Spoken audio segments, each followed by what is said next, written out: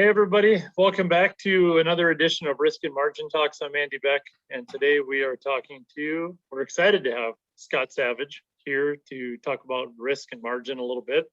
And Scott, I'll let you introduce yourself and let everybody know kind of what you're doing these days. Sounds good. Thanks, Andy. So my name's Scott Savage. I work at the Sawtooth Avalanche Center in Ketchum, Idaho, in the Sun Valley area. So I'm the director now. I've been here for about 9 years. And I work as a regional backcountry avalanche forecaster. So we basically come up with effectively a risk assessment, a hazard assessment. And then the main part of our job really is to take something really complex and try to make it simple. So we issue public safety risk communication products that the public can use to make good or bad, but hopefully good or better decisions when they're out recreating in the backcountry. And for people working too, so professionals use it as well. Previous to that, so about a decade doing that, and before that, I was working at a ski area in Montana at Big Sky. I worked as a ski patroller, then avalanche forecaster, and then snow safety director. So we're really heavily into avalanche mitigation, that side of things, where you're trying to create avalanches at Big Sky. So I tend to say I was an avalanche maker for that roughly 20-year part of my career, where now I'm more of an avalanche avoider, because we're not actually reducing hazard when we're just doing the backcountry forecasting thing. We're just evaluating it so we can communicate that. Where at the ski area, you're evaluating and reducing hazard. Right. Yeah. So I think there'll be some cool stuff to talk about here. One of them is that difference between just evaluating it and actually having to try to do something about it. The other one is that risk communication, because I think that's big. There's a lot of us that work in fields that have risk, whether it's fire or EMS or military aviation, but we don't always have to communicate that to people that aren't involved in our circle. And I think that's a pretty big difference maybe between some other jobs. But before we get to that, I guess kind of the opening question we always have is how do you define risk? How do I define risk? Well, my personal, the way that I would look at it, personal definition would be just the chance of something ugly happening, the chance of having ugly consequences when you're doing something.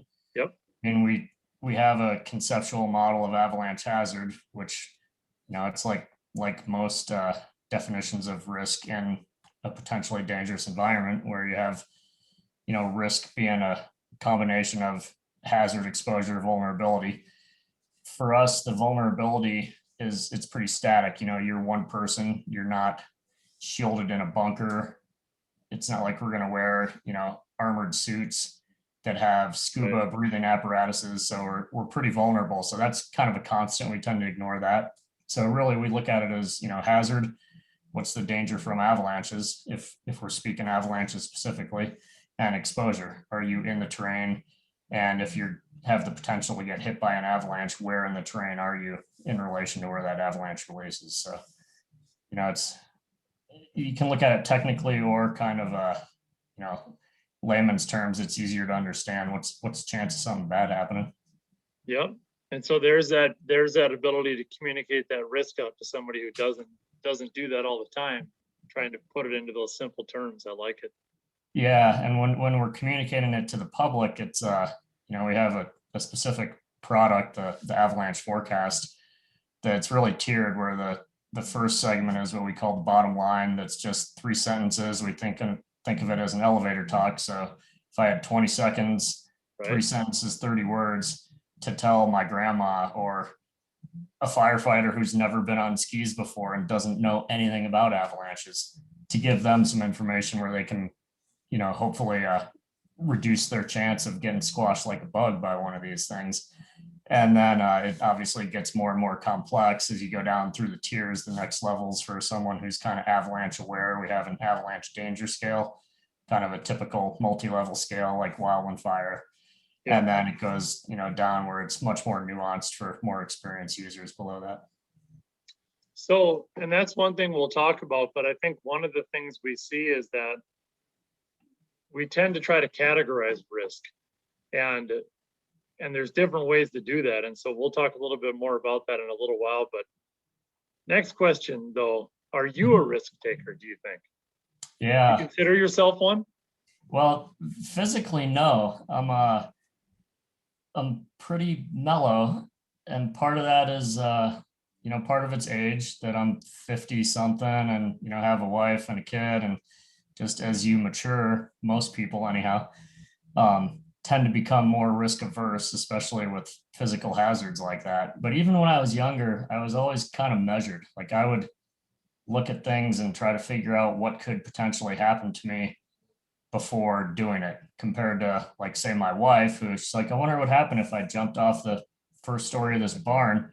So she did it, and and gets hurt doing it. And so naturally, I'm not physically, I would say intellectually and financially I am.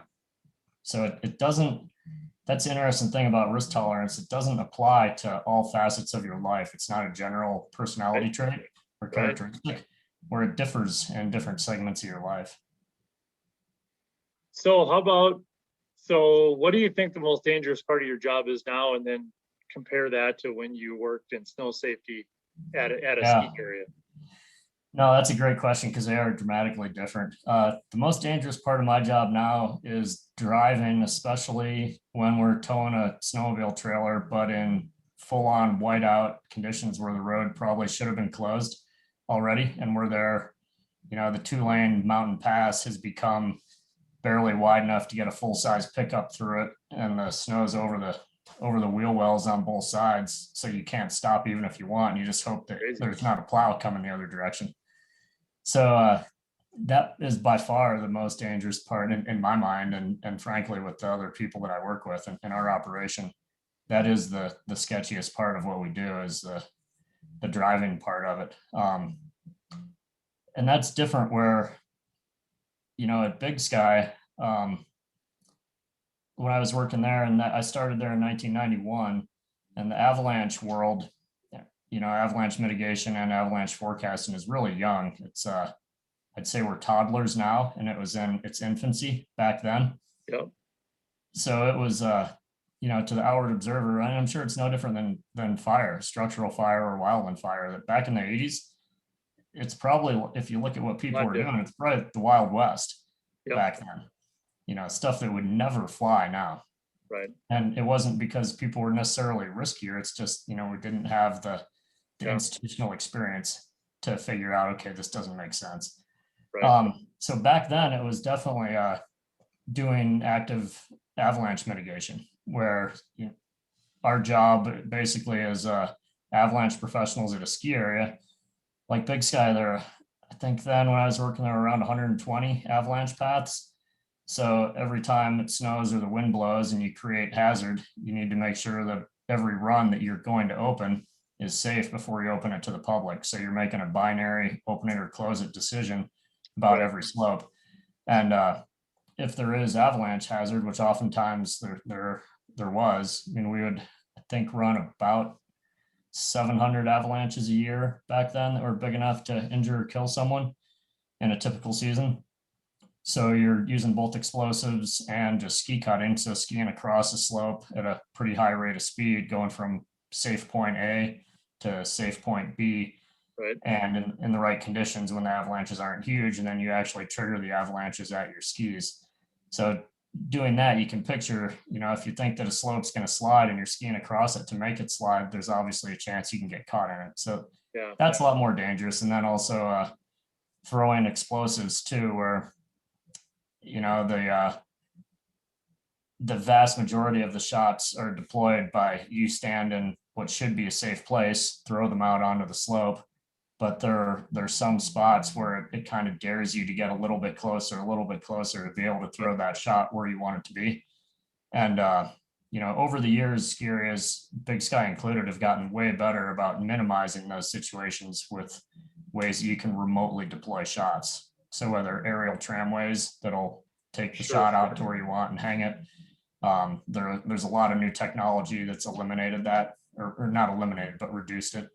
So there's a lot less of that now. But back in the 90s, it was by far the avalanche hazard mitigation work was the most dangerous part of my job.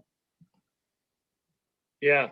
And so there again, like that risk assessment is getting distilled down to something really simple, whether it's open or closed.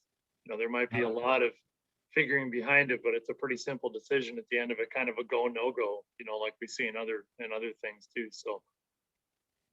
Yeah, So when probably a you, lot more similar to firefighting. Like if you're deciding whether to go into a structure or not, right, it ends up being a simple yes or no go decision. yeah, a lot of information feeds into that assessment, but at the end of the day, it's binary for sure. Yeah. Yep. So when you started doing control work at a ski area at Big Sky, was there a difference in what you thought the riskiest part of your job would be versus what it actually was? I remember my mentors right when I started, them saying we want to make sure that driving to work is the most dangerous part of our job.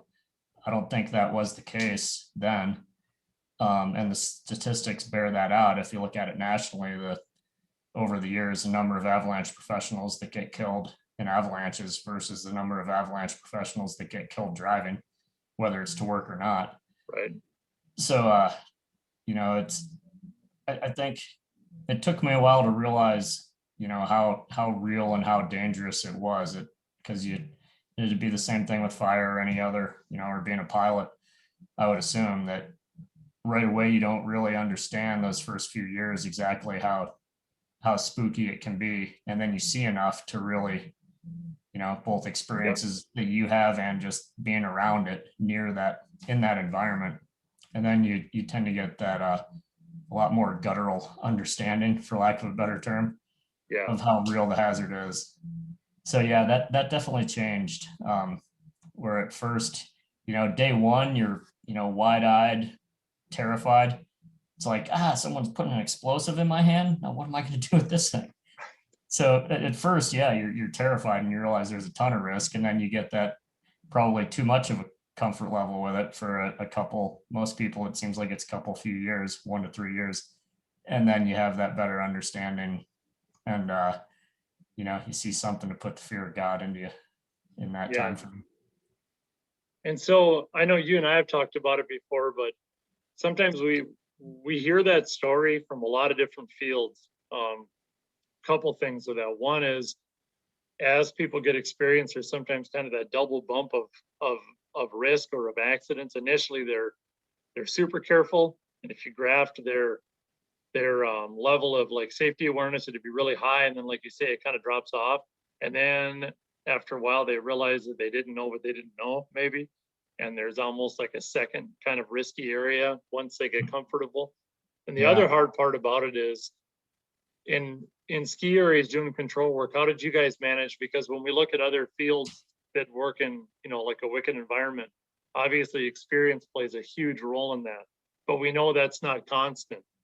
And so we see it in fire all the time. I can take a 3 or 4 year firefighter, and depending on what he happened to be around for, as far as calls and the right station and the right shift and everything else, his 5 years might be dramatically different than somebody else's 5 years. He might have a completely different experience, something like you say, bad that happened, and they comes out of it the other side to be a lot more risk aware. How did you guys deal with that within snow safety? Yeah, that was a really hard part. We're figuring out, like in the snow safety world, you're always in pairs, teams of either 2 or more. And in some cases, some of the routes where like you're on a ridge, then you might have 3 or 4 people working. But for the most part, it would be 2. And you always want to have, someone who's been around for a while, no matter what, as one of those 2 team members. And then inevitably you're going to end up pairing, the people who just, it's a numbers game, that the inexperienced folks need to gain experience. You're not going to put them with other inexperienced folks, and especially on the more hazardous days when the hazard's up there on the scale. So yeah, you try to, really pay attention in communicating with the more experienced folks that you have a really open channel of communication with, and just keep prying them for information about how people are coming along. Yeah. So you try to get a really good understanding, because you'll never be able to spend enough time. I mean, we had a crew back then of 40, something like that. It's much larger now, but you're just never going to have that really depth of understanding of people's skills, strengths, weaknesses on a crew that sized with one person if I was just depending on what I had experienced being with them. So I may see one day they're having a great day and nailing it, or the one day when they're just totally blowing it, and otherwise they're rock solid. So I think, a big part of it was just keeping a really open, and it's subjective for sure, because you're introducing another person into it and their impressions and biases. But I think that still mattered a lot to me in being able to talk things over and just try to really develop as deep an understanding of people's strengths and weaknesses. And just like you said, you kind of nailed it, the specific circumstances where they thrive and specific instances where they may not, where there's more work to do. Yeah. But yeah, that was a huge challenge, and kind of would keep me up at night sometimes too. And sometimes they're just bad pairings that you'd be sending people out where you're like, ooh, I do not like this. That team, and that's life. Yeah, because there comes a point where, if everybody is qualified to go do it, they have to go do it. You gotta go do work. But that ability to try to figure out a way to level experience, and I think communication is a great way to do that. If everybody's talking and being open with what they're comfortable with and what maybe they don't feel comfortable with, that's a big one. So looking back to the ski area first, and then talk about what you guys do at Sawtooth. But do you think people outside of a snow safety department at a ski area or outside of a ski patrol have that same perception of how risky it is, and maybe why or why not? Yeah, that's a great question. They don't at all. Whenever I say, yeah, I'm an avalanche forecaster and we're out in the backcountry evaluating avalanche hazard, they're like, wow, you have the most dangerous job in the world. And some people will just be like, yeah, well, it's not as bad as you think, and you move along. But if you're going to have that conversation with someone who really wants to understand it, it's, my job now, it's not a dangerous job. And frankly, at the ski area either right now, they're not dangerous jobs. You're just in a very dangerous environment. And the job becomes as dangerous as you and your operation make it, basically. So right now, we can eliminate, if you look at the risk, it's, hazard times exposure effectively. We can make our exposure zero. I don't have to be an avalanche trained to do my job. So the avalanche part of it, I can take that totally out of the equation and still do a, almost as good a job as far as getting information to be able to communicate to the public without ever setting foot in avalanche terrain most of the time. So that's really not that much of a problem with the ski area world. It's a lot different because if you're going to open something to the public, then if you're afraid to go there yourself, you're not opening it to the public. Right. And it becomes a lot more difficult because there is this, big internal pressure. We wouldn't see it from above, but there's that, pride. I mean, effectively it's ego, but pride's probably a better word. It doesn't have the negative connotation. Right. That can-do attitude to get the job done. Yep. You want to be able to open as much terrain as you can as quickly as possible. And, that obviously competes with safety, having that internal pressure right there. So I think, and the fact that you're out there triggering avalanches. So the perception of that job being dangerous is probably pretty accurate what the public thinks as far as operational, the avalanche makers, whether it's highway crews or, anyone who's feet in the snow out triggering avalanches, not doing it remotely. Right. It's a dangerous environment. And because of our, the various mental traps that we can fall into, it can become a dangerous job. Yeah, and the statistics bear that out. If you look at the number of professionals who get killed versus the fatality rates up there with offshore drilling, crab boats, things like that. It's not a great safety record over a 10 or 15 year period. And I think part of it is one of the constants that we look at when we're talking to firefighters, when we're talking to pilots. A lot of us are dealing with nature. And so that ability to, you have to be able to perceive changes, and the human brain is not real good at assessing changes in risk over time. We're not, you know, Mark Smith, the other half of this project, who's done a lot of the interviews, you know, he always says if we were really good at perceiving changes in risk real time, there wouldn't be a gambling industry, you know. Yeah. So how accurately do people in snow safety, do you think, perceive those changes in real time? Yeah, that's a really tough one. You know, if we were totally emotionless and didn't have all the cool chemicals in our brain that allow us to have fun and be scared, then we would be able to do it really well, but we don't, unfortunately. I think we do it pretty well most of the time, but when people have accidents or, you know, events, it's that when it's not most of the time, and that's exactly what's happening, that you're not missing, you're not seeing the changes or the clues that you're getting. And, you know, I talked about it a little bit, but whether it's a strong motivation, you know, a goal oriented thing that causes you to put the blinders on and not see things, or just the fact that, you know, what you're doing as an avalanche forecaster, just like structural fire, you know, you live to all right, we got to burn a building. Right. There's a serious pump from that. And that's, you know, it's brain chemistry. You have all these chemicals going in there that make it pleasurable, exciting, fun, action. Yep. And that causes you to, you know, your senses are stimulated, so you see more, but what actually comes in, you know, you may have the blinders on and you may miss the really important information that's telling you that, hey, things are changing right now, or this isn't what I expected it to be. Yeah, you start seeing what reinforces what you want to be doing. Yeah, totally.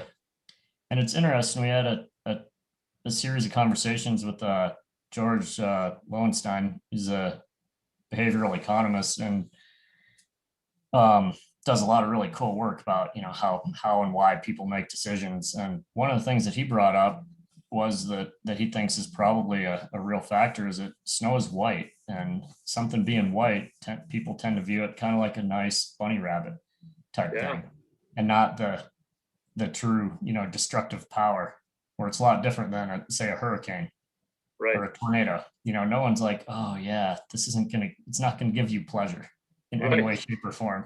Right. Where snow is something that, you know, whether you're snowmobiling or skiing or whatever, sliding around on snow is a blast. Yeah. So you have this kind of background bias too, that snow equals good. Yeah. Yep. Which probably doesn't help. Yeah, that's crazy. That's true though. I think there's a lot to that. Yeah. So within snow safety and forecasting, maybe talk about what you do now and then contrast it with working at Big Sky. How do you guys talk about risk in your job, and how do you attempt to measure it? Yeah, so I think the key is to look at it holistically. Maybe I'll start with what I do now, just because it's more current, and then I'll go into the way back time machine and think about how we did it. But currently, we like if we're going to go out in the field, there's a very set process. So any day that we're going out, we have a field trip planning sheet where we'll you know, go through what is the hazard, what's our confidence in our evaluation of the hazard, what terrain is off limits, what's our plan for how we're going to travel, kind of our strategic mindset, and then what measures are we going to take to avoid or mitigate hazard, which is basically avoiding it. And then we have employee or colleague buy-off on that plan. So just doing that plan, I'd say there are a few times a year when I look at it, it's like, you know, as soon as you put something down on paper, you're seeing how the accident report can read. So that helps a lot, you know, that kind of pre-mortem type exercise. Yep. So you'll catch yourself a few times a year and say, nah, this isn't a good idea. You know, I need more margin than that. So, and then also having the colleague read through what you're doing and where you're going and why. Yep. We don't catch each other very often, but there've been, you know, a handful of times when we'll say, nah, I don't know about that. And so I think, you know, doing it doing it that way, a very formal procedure, and it's kind of a luxury where we don't have huge time constraints from that standpoint. It's not like getting the alarm for a fire and Right, heading out there, right. where we have the time to do that planning and to tweak things, an extra 10, 15 minutes to come up with plan B beforehand isn't going to make or break what's going on. So that's kind of a luxury for sure. And like when I say holistically, so there, a lot of operations that do backcountry forecasting don't allow solo travel. So they're always going to have partners no matter what, where, as partner dynamics and, Right. breakdowns in communication can lead to accidents a lot of the time. So for us, we feel at the Sawtooth Avalanche Center, we feel pretty strongly that, there are a lot of days when if it's, say a considerable avalanche danger, which is getting pretty scary for people who don't really know what they're doing. Yeah, I'd way rather be solo and just stay out of avalanche terrain, and I'm not going to get caught in an avalanche. Versus if I have someone, say you were out visiting me coming from out of town, someone that knew how to ski, knew a little bit about traveling around, and you're going to introduce this expert halo, or you're going to be thinking, sweet, I'm going out with the pro. This guy's been doing this forever. We're going to get to go do some cool stuff. And I'll have that in the back of my mind. It's like, yeah, I want to show him an interesting time. You'll kind of get closer to poking the dragon than you need to. yeah. So, I think it is really important to look at things holistically and, adapt any policies or create or adapt any policies or procedures. So you leave room to do things that, the whole concept of why would you travel solo? It's always safer to travel with a partner. Right. Well, except when it isn't. Yep. And as long as you can define that, beforehand when you're creating your risk treatment plan or your safety plan, whatever you're going to do. Yeah. So yeah, that's how we deal with it here at the Sawtooth, and then back at Big Sky, it was a lot looser on. We wouldn't have a strategic mindset. We wouldn't. Basically, it was an informal way of doing a very similar thing when I was the snow safety director. So you'd come in early, you'd figure out, kind of how scary it is. We wouldn't rate it on a scale, but you're going to have this intuitive. Is it a kind of a minor day as far as a hazard, a moderate, or is it way up there? Or is it spicy? Yeah, moderate, spicy, and like extreme heat kind of thing. Right. Yep. And you would adjust basically the route schedule, and at times we'd go up and we'd only send, like on the days when you don't know how spicy it is, it could be like off the scale, you don't even want to send anyone out, we would send one team out there. Some of the, like say, two of the most experienced people who aren't afraid to say, nope, it's a no-go. We're not sending anyone out. We're just going to sit tight. So I'd say, that was the main way that we would treat it differently, would be altering the teams that are going to go out, either the individuals who are on them. And at times when, and it'd be, heartbreaking. And I had it when I was a rookie too, or a really young person. They said, sorry, you're not going to go out today. That's just a fact. And of course, the folks, when you're saying that to them, they're bummed out. But because we're all wired to go. We're going to go. We want to go do work, You want to go and you want to get that experience, and you want to see the interesting stuff. And the only way to get it is to know there, go there, to be there, right, and see it up front. But I think and talking about it, we probably, I'd say it was pretty rare that we would ever use the word risk back in the 90s. We would just, say it's too dangerous or too sketchy, or, we don't trust it. But I think that's one difference in the industry as a whole is that, and that kind of started happening more in the 2000s, and it's become pretty, in the last decade, it's pretty standard that people will use that conceptual model and speak specifically about risk hazard exposure. Yeah, and I know you've worked, Scott, on that a little bit with trying to push that forward. I know working to create an avalanche near miss employees near miss system. that's Yeah. out there now, and a fair amount of research too, just kind of trying to define how dangerous the job was, which, like you said, it's a pretty young industry, and so really a lot of that hadn't necessarily been done yet, not like in aviation and fire and everything. So hopefully that helps to make people a little bit more aware of it. And kind of along the near miss thing, I wanted to ask you what impact stories have in your job, do you think? Yeah, stories are huge. It right now we have a lot fewer. Well, part of it's there are 4 people working in our operation. Um, at the Sawtooth Avalanche Center, 4 full-time forecasters compared to 40 plus at a ski area. So you're just going to have a lot fewer stories. It's just a numbers game, close calls, near misses. But we have weekly staff meetings, and anytime we have anything that's remotely close to a close call, or Yeah, just something that happened where we changed our plan midstream, we always talk about that. It's incredibly powerful to be able to learn. I mean, we've talked about this a ton. People learn by stories.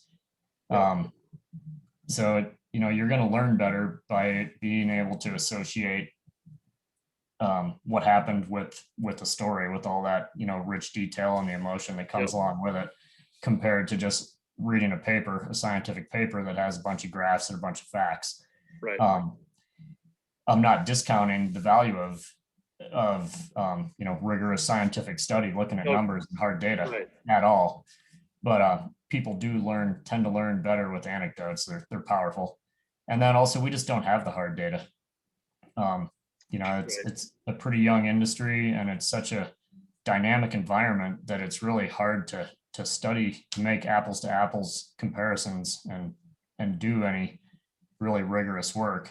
People have started mainly in the last 10 years, started to do some more interesting work, like on ski cutting. How dangerous is it? So that's skiing across something and triggering avalanches. But yeah, it's tough. I'm not sure if I answered that question No, there. you did. And I think like maybe the larger the team, the more important it is to share those stories too, because we want to try to looping back to the discussion about experience, we can do a good job of trying to level that experience a little bit. There's certainly no reason for us all to go do the same dumb and make the same mistakes inadvertently that somebody else did. Yeah, exactly. Like at Big Sky, whenever we had a patroller get caught in an avalanche, they would we'd say they have to. I don't, if someone really didn't want to, we wouldn't make them, but they had to write it up, Yeah, and we tell them you can do it as from the perception or from the perspective of a bird flying above, watching what you were doing. Make it interesting, make it a creative writing exercise, however you yeah, want to do it. And we ended up with this, great kind of collection of stories that, and by being able to introduce some creativity to it, people would have some fun with it. Like one of them did write it from the perspective of a crow flying above them. And the awesome. crow's like, so look at, and then I see this dumbass ski across this thing when it was obvious even to me that it was going to slide and break like 15 feet above him. And sure enough, it did. And then I'm watching him, and he's making all this noise and grunting, and his stuff's flying all over the place. And That's awesome. so, yeah, that was a, pretty big hit with people then flipping through it and reading through what had happened. Right. It's And harder then to do. and hopefully learning at the same time, right? Totally. Yeah. No, because then exactly, where it happened and what they were thinking going into it and afterwards. And I think it is easier for people to write it than it is to stand up in front of a crowd and Yeah, talk about it. You need to be pretty darn comfortable in your skin. And yeah, we would do that too. When some of the experienced folks would get caught, they'd get up and, have a after hours review. Usually they weren't called that. They were pretty informal, and right, oftentimes involved a malted beverage in the locker right. room while people were telling a story about what happened to them and what they learned from it. But that does take some real comfort to get up in front of a Yeah, crowd of 30 or 40 of your peers and talk about how you screwed up. yeah. But Yeah. being able to do that says a lot about the organization too, and that's kind of where we want people to get to for sure. So Yeah, it really does. And I was really fortunate that Big Sky was really proactive about sharing what the incidents, mistakes, things that could have gone better. about sharing that internally and externally for that matter, because Yeah, that is unusual in the ski area world because of, you know, we live in a pretty litigious society and they're yep, all, it's different than when you're working for a city operation, or if you have FAA rules that protect you by everyone gets a free near miss, I think, something right, like that. right, yep, One off, where there are no rules to protect anyone, and the lawyers, it's more of a let's sweep it under the rug. What happens in ski area X stays in ski area X, right, and I understand it. I mean, if you're in their shoes, yeah. you know, they want to show that there is no problem here.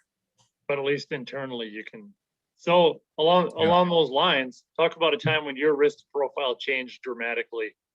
When you were Yeah, working and it went from here to maybe up to there. probably the biggest one I had, and I wasn't the one who triggered the avalanche, but it was the day before or the day after Christmas. So December 26th on 2000, it's either 2007 or 8. And this really popular run off of the top of the mountain called Liberty Bowl, or Stutzman's Bowl was the name of the slide path. It had snowed. We'd run a big avalanche cycle on all the surrounding paths that are a little bit steeper earlier in the year. And then we had kept shooting this particular slope and hadn't gotten any results. We were starting to feel a little bit better about it. Like the vast majority of avalanches that happen inbounds at ski areas happen on the first day, the first time the slopes opened, when skiers get on it the first time. So it's pretty rare to have. And when a skier, member of the public, triggers an avalanche at a ski area, it's called a post-control release, meaning after control work or mitigation work has happened. So those post-control releases they're pretty rare once a slope has been open, and especially, you know, you get through that first day and then it becomes, you know, really, they're already infrequent to start out with. They're incredibly rare events, but then it just becomes a complete, you know, black swan outlier type thing. Yep. And this particular slope had been open, I think, like around 11 days, probably had, you know, 3,000 skiers ski it before that, a bunch of avalanche mitigation work. It snowed the night before Christmas, on Christmas Eve, and then we shot it the next day with explosives with no results. And then that day, December 26th, there was no new snow. The night before, really no wind. You could still see the black debris from the explosive charge. And it was kind of like soft cut up powder starting to form moguls. And at about 1 PM, we got a report from lift maintenance that one of those folks calls in on the radio, says, "Hey, there's a big avalanche in Liberty Bowl right now." And you know, this thing created like 10 acres of avalanche debris. Wow. You know, big slide. Could have been absolutely tragic. Middle of the day, probably typically it's one of the most crowded days at ski areas that you have, you know, the day after Christmas. So big crowds. Turned out there were 7 people on the slope. They were all just above and to the sides of the crown where it formed. The crown is the top of the avalanche. Right. And one of them probably remotely triggered it, which means you can cause an avalanche by being not even on the slab, on the part that's going to detach and fall away off the mountain. But you can trigger it from somewhere else by initiating that failure, and then it travels off sideways. So the most likely explanation is that thing was remotely triggered. And you know, it was just an eye opener to me. You know, basically a sleepless night after. I mean, we were out there search with dogs, probing, you name it, till you know, we didn't get down to well after dark. And just incredibly lucky that nothing happened. It really changed how I kind of thought about these larger avalanche paths, where to shoot them, how to treat them. You know, the fact that it's become a lot more apparent in the last 15 years about that we do need to put explosives charges on the edges where the snowpack, I mean, the snowpack might only be that thick, but we're able to influence those weak layers better than if you put a shot out where it's, you know, over 2 meters deep. Sure. So you have potentially at times shooting it where it looks like you're just a miner. You might look like you're blowing up rocks with what you're doing, but that can be a lot more effective and in the right circumstances. So that kind of was the biggest, eye opener, holy cow event that I had while I Yeah. was back there at Big Sky. Crazy. So last question. Mhm. What do you think the difference is between working to be compliant and working to increase margin and resilience? Or are they the same thing? Are they different? I think there's a difference. I mean, I think policy, it gives you that baseline safety that's going to work well in the vast majority of circumstances. But there's always going to be, because you're working out in nature in a really dynamic environment, there's always going to be something that you haven't trained for and that policy doesn't cover, no matter what. Otherwise you'd have a 400-page manual that no one would read. So you just don't have that level of precision. And I think that the key then is to increase margin when you have those situations that don't fit into the most situations, those extraordinary circumstances where it tends, certain snowpack conditions in our environment is what's creating them, that you really need to bump up your margins when that happens. From a ski area perspective, or now there's something called remote triggering, which is what I described basically in that event at Big Sky, where you can trigger an avalanche from to the side, from above, or from way below. It could be a mile away, and you can trigger an avalanche. As soon as you see that, that's like my biggest red flag, that okay, things, as soon as you see the first one, things aren't like they should be, and we need to figure out ways to increase our margin here. We need to back off, be a lot more sensitive. So I guess, yeah, go ahead. Sorry, go ahead. So from an operational standpoint, that's kind of how I look at it. From a personal standpoint, I've spent a lot of time trying to ponder some really simple way that I can basically do a check on myself in real time in this, real time field-based dynamic environment. And I hate long acronyms. I mean, as soon as it's more than 3 letters, there are all kinds of things out there like ALP truth. You're going to go through what's A stand for, what's L stand for. You need another acronym to remember what the acronym was. Yeah, totally. But I came up with one that I've been using for about 5 years now. That's really helped me. I just say, can I do this, or can I ski it? So CAN, which is pretty simple. I can remember that. My dog could probably remember it. So every time when I'm thinking, is this a good idea? C's consequences, what are the consequences of what I'm going to do? And I'll just try to spend 10 seconds and actually picture it. And the idea with that is to get that little bit of fear going that may, snap you out of it if you are missing obvious signs. And then A, how's the accident report going to read? So, it's hard to envision the pain with breaking a rib or tearing your knee, or we don't worry about physical injury. It's more Avalanche Center director Scott Savage was caught in an avalanche and injured. He was skiing a 38-degree wind loaded slope. The avalanche danger was rated considerable and said to avoid wind loaded steep terrain.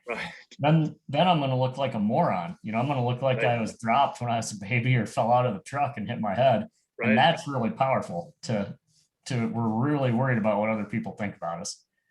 So, C, consequences. A, how's the accident report going to read? And then N, once I ask myself those 2 questions, and then the answer becomes to can I do this, is a binary, either no or hell yes. And if the answer is I think I can do this, that's a no. So everything that isn't hell yes, this is a good idea, falls into no. And that just gets it exactly what you're saying. It increases your margin, that you're taking those things that are on the edge. You're creating a bigger buffer by doing that. So I think, the keys with that acronym or thought process, or it only works if you have a lot of experience. Because you're not going to be able to, the C falls apart if you don't have a lot of experience, because you don't have that internal database to be able to know what the consequences truly are. So it's not something for recreationists or rookies in any, fairly novice professionals in any field. But for experienced folks, I've caught myself usually once or twice a year at least I'll not do something that I would have. I'm not going to say that it saved me from getting hurt, but it kind of it It eliminated one increased of your margin. it increased my margin. And I look at it as like over a lifetime, I'm going to have at least 10,000 real avalanche exposures. I did the math, years ago and figured out, how many times am I going to be doing this where I could get injured or killed. Much more at a place when you're working in a big ski area. I mean, I might have Right. 50 in one day back then, where I just won't have that now. And, so I need to have a pretty darn good, pretty incredibly low likelihood of any individual event to be, less than a 1 in 10,000 or preferably 1 in 100,000 chance of it happening. And it's really hard to envision that. Once you get over, say, 1 in 100, we Yeah. can kind of understand 1 in 100, but not Right. really. 1 in Right. 10 we can. The Right. difference between 1 in 1,000 and 1 in 10,000, no one can intuitively decide what that is. Yep. No, So Mark talks all the time about that's why the game of craps exists, because we can't keep up with the risk changing as the game goes on. yeah, no, that's a good point. So basically what you're talking about is creating as much safety margin as you can, like over a long period of time, and then coming up with strategies to not routinely chew that up on a day-to-day basis and try to maintain that, because you need that battery full at the end of your career, right? Yeah, exactly. Yeah, Awesome. and that's the hard part, that it's easy to come up with a plan and then, like you said, just whittle away at your margins when you're out there, especially in an environment that's fun. Right. Yeah. And then you throw group dynamics in and everything. And, you were talking about a travel plan earlier. And one of the things I thought about was, how many times have we done a plan like that, where there was an avalanche or anything else? And then we get in the situation and we start making changes to it. And it's like, we started out in this calm environment where we had plenty of time to do analytical thinking. We came up with a plan, and now we're in the heat of the moment and we're throwing audibles, which sometimes you have to, there's no way around it. But we need to realize at that point, we're likely sucking up margin at a rapid rate. Yeah, no, and when I look back at a lot of the close calls and events we had at Big Sky, there are several significant ones that were when we became more aggressive with our operational opening plan, seat of the pants, where we had decided, okay, here's what we're going to try to open today. And then you get out there, it's like, oh, this is better than we thought. Let's actually go try to open this too. Yep. And it became not quite a hard and fast rule, but pretty close to it. I'm not sure what they're doing now, but with guiding operations and I think a lot of skiing operations too. I know heli skiing operations, they'll red light a lot of things. So most operational settings for opening and closing runs, they used to be green light, yellow light, red light, meaning green light is a go, it's open. Yellow, we'll evaluate it when we get there, and red light, we're not even going to think about it. Right. And they would tend to put everything in yellow, and because they didn't want to say it's closed no matter what. So a lot of places kind of gotten rid of that yellow, the caution.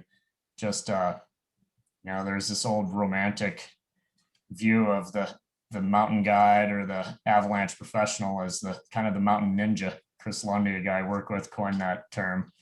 And basically we want to make it so it's kind of the death of the mountain ninja to a certain extent, where the mountain ninja can become more conservative when they're out there, but they can't make seat of the pants moments where they become more aggressive than what their initial plan was, where you green light terrain that was red light to start out with, because that is when you get in trouble.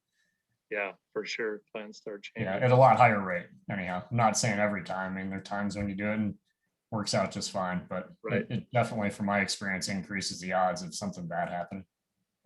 Right on. Well, Scott, I appreciate the time. Thanks for being a part of the project. And it was awesome talking to you.